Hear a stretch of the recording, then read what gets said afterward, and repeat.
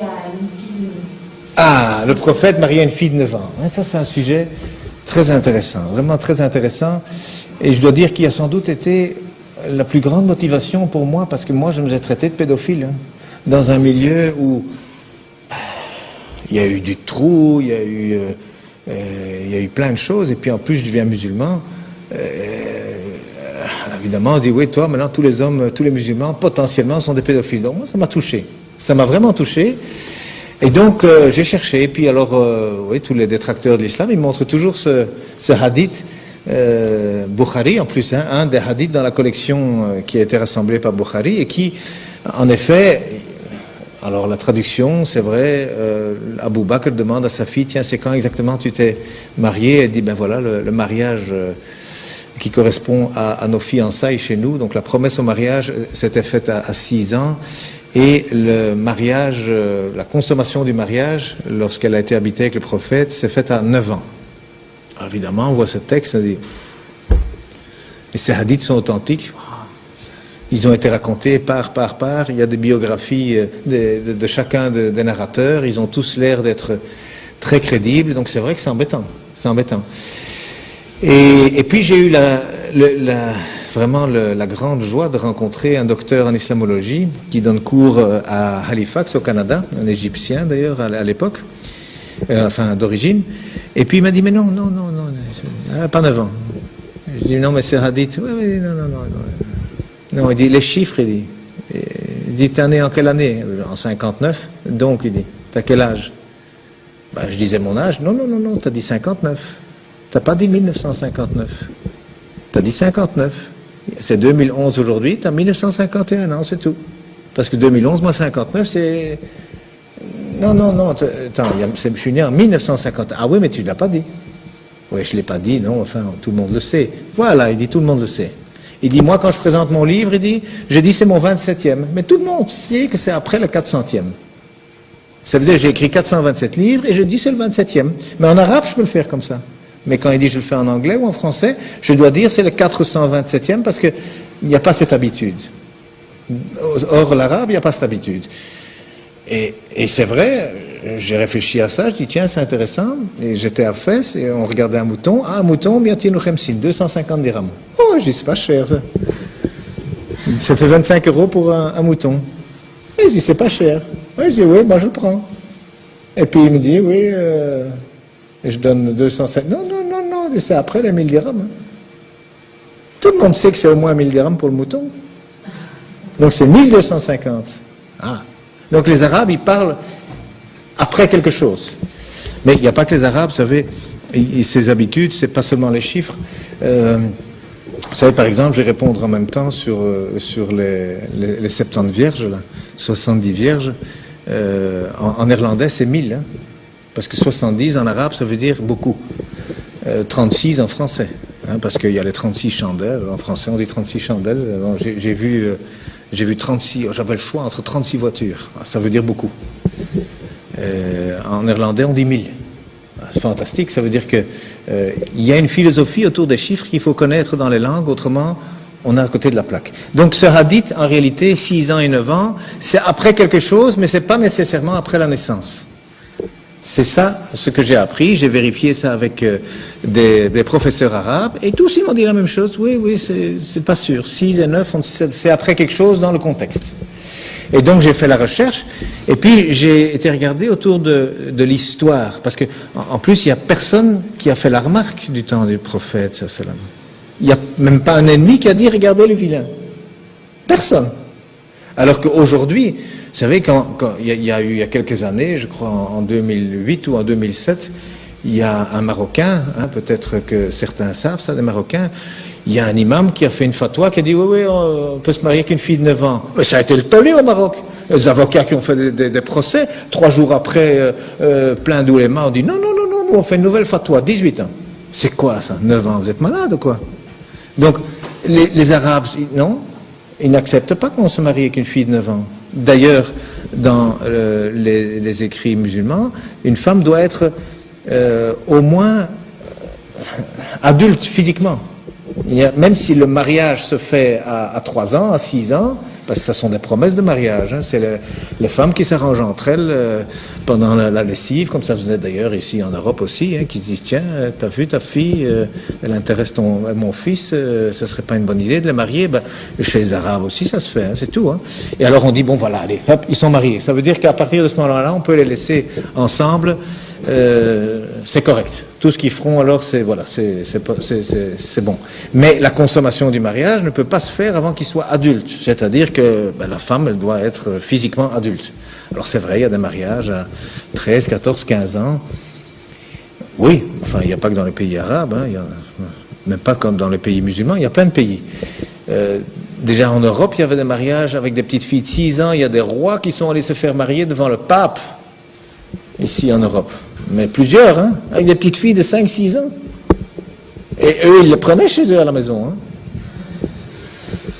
Bon, c'est pas le catholicisme. Hein. Quand on voit maintenant les scandales qu'il y a, c'est clairement contre l'éthique chrétienne de faire toutes ces histoires. Un adulte ne va pas dans le pantalon des enfants, ça ne va pas. Donc ça veut dire que dans cette histoire musulmane, ça n'est pas accepté non plus, et pourtant il n'y a pas eu de critique. Pas un livre, rien.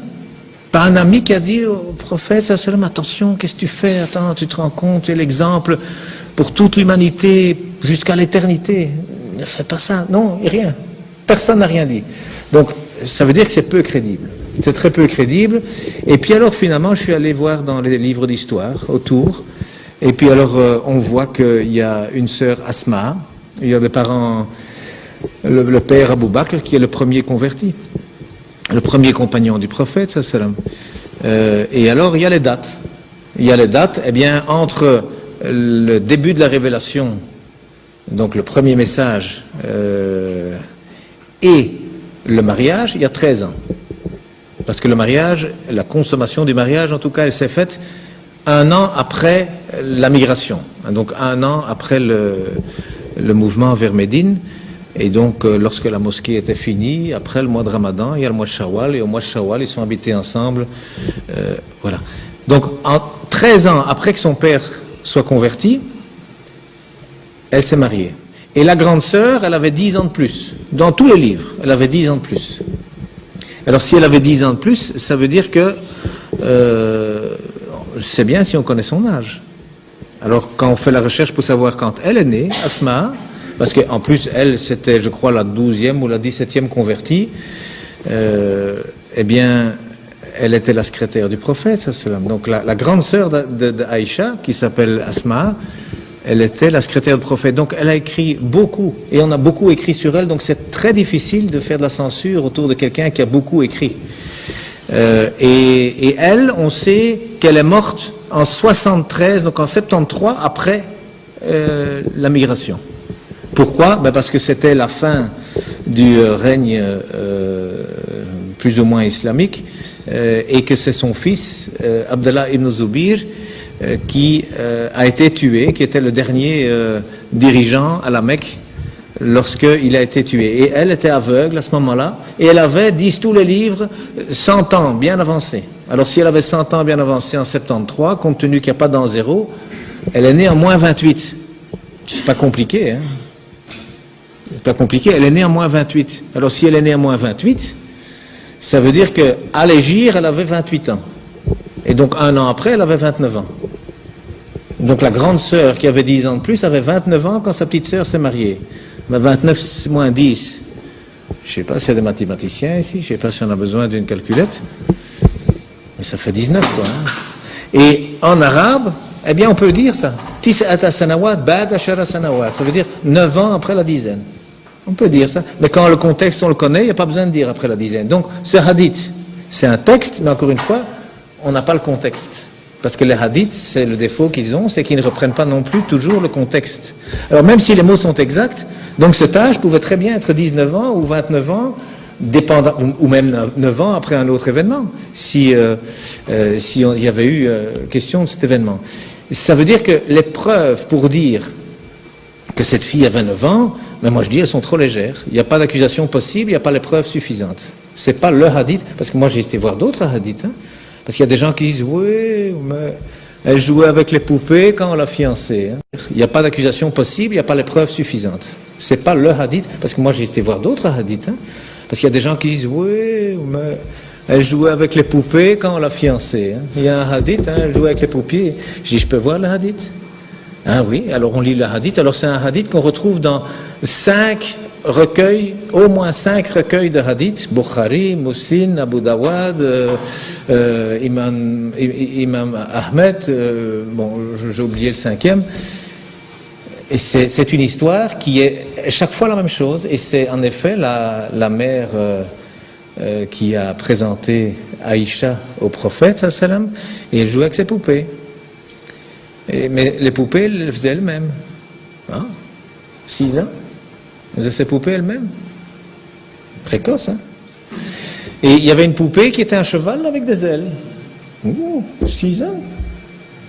Attendez, moi je suis avec des enfants toute la journée, à 6 ans, ils font pas ça. Hein? Et alors, le prophète, ça m'a dit, mais Aïcha, c'est quoi ça? Mais c'est des ailes. Ah bon, oui. Un cheval n'a pas d'ailes. Mais si, elle dit, les chevaux de Salomon avaient des ailes. Et puis alors il s'est mis à rire, et Aïcha dit qu'elle a vu ses molaires, elle a vu les dents au fond de sa bouche tellement il rigolait. Attends, est-ce que c'est une conversation d'une fille de 6 ans, ça? Moi, j'en crois rien. Je ne crois pas ça. Il y a un autre hadith qui parle des gens qui ont demandé à Aïcha, dit un peu, Aïcha, est-ce que tu te souviens? Est-ce que tes parents, ils ont toujours été dans la religion? Alors, il faut un petit peu, un instant, s'arrêter à cette question. C'est comme si on me demandait à moi, tiens, est-ce que tu te souviens, lorsqu'Hitler est arrivé à Bruxelles? Ben, je n'étais pas né. Hein. Alors, si elle avait 9 ans, 13 ans après que ses parents se soient convertis, et on lui pose la question, dis, 13 ans avant ton mariage, donc 4 ans avant ta naissance, tu te souviens si tes parents étaient dans la religion? Qu'est-ce qu'elle aurait dû répondre? Elle a dû répondre, je ne suis pas né. Non, c'est pas ce qu'elle a dit.